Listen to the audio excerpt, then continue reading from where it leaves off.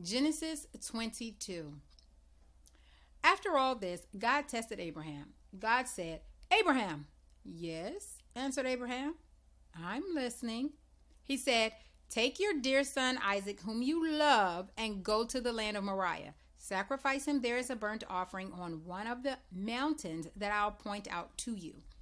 Abraham got up early in the morning and saddled his donkey. He took two of his young servants and his son Isaac. He had split wood for the burnt offering. He set out for the place God had directed him.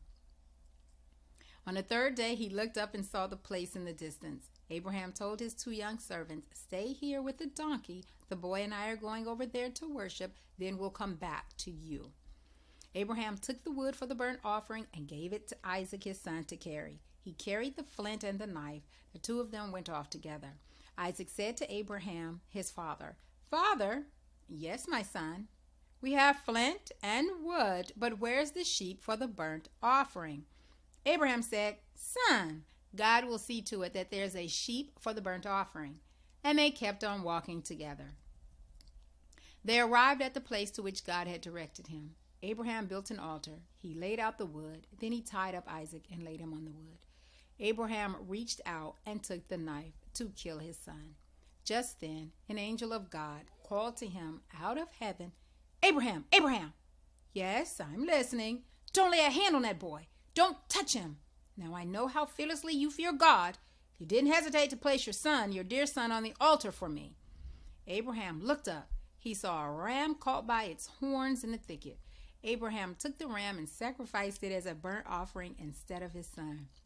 Abraham named that place God-Yireh. God sees to it. That's where we get the saying, "On the mountain of God, he sees to it." The angel of God spoke from heaven a second time to Abraham. "I swear, God's sure word, because you have gone through with this and have not refused to give me your son, your dear son, I'll bless you. Oh, how I'll bless you. I'll make sure that your children flourish like stars in the sky, like sand on the beaches, and your descendants will defeat their enemies.